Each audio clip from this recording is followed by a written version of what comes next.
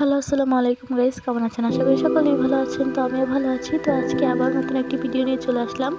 আজকে আমি বানাবো গাজরের হালুয়া। তো সম্পূর্ণ ভিডিওটি না টেনে অবশ্যই দেখে যাবেন আর চ্যানেলটাকে অবশ্যই সাবস্ক্রাইব করে দিবেন।